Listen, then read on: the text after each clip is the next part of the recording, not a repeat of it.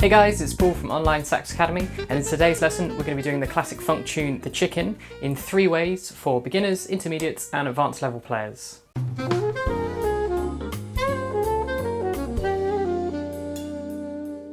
So as ever, to get started you can get the free PDFs and backing tracks that accompany today's lesson, and they're available down in the link below. So The Chicken was originally written by saxophonist Pee Wee Ellis, and it featured as the B-side on James Brown's single The Popcorn. But it's probably more widely known from Jaco Pastoris's birthday concert album, which features amazing saxophonists like Michael Brecker. Other great artists to check out playing this tune as well is of course Maceo Parker, who really is the master of playing in this style of music. So for the beginner version we have a 2-bar introduction. The tune starts just after beat 4 in that second bar of the introduction, and we're going to be taking this down a notch. We're playing at 80 BPM instead of the more usual 100 BPM to give you a chance to get your fingers around this melody. Now if you're not familiar with this tune, listen to it a few times to really get to know where these phrases are, because they often come in unusual places, starting on beat 4 or beat 2.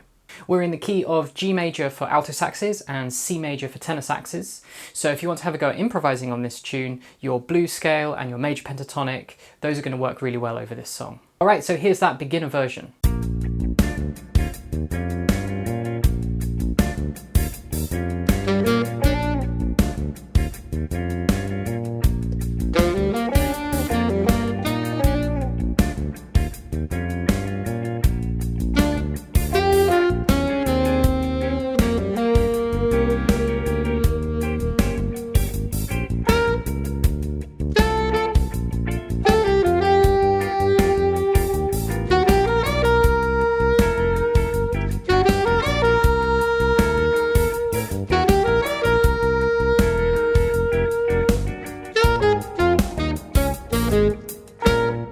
Okay, so next up is the intermediate version.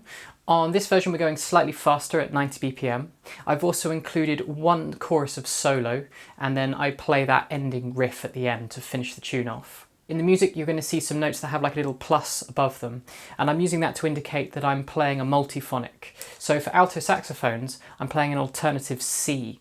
So I play my C the normal way, and then I play C as if I'm playing a low C, but I have my octave key on the back, and it makes an interesting textural change, and you can quickly go C, C, C like that. So that's what's happening when you see those pluses over the note. For tenor saxes, you're going to play that multiphonic by fingering a low B flat, and that's going to hit the second partial, the second harmonic. You want it to sound the same as an F, but because you're using a different fingering, the note has a different texture, and you can quickly move from F to the alternative F, back to the F again, and it has this cool kind of percussive sound. Okay, so here's that intermediate version of The Chicken.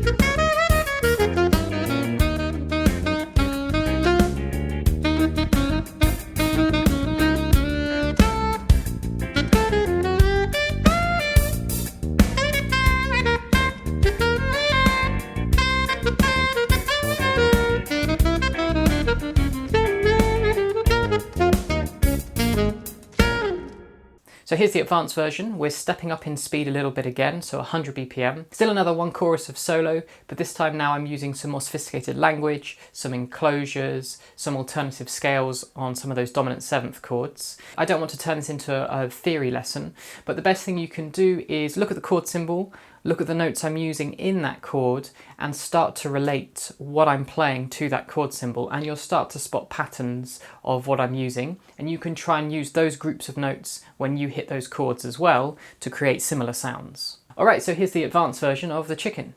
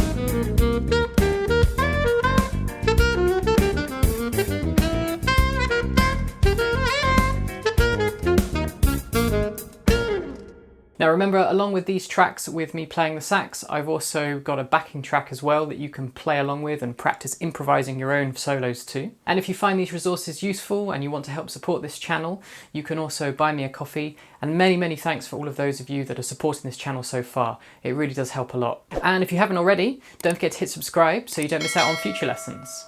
Alright guys, I'll see you next week.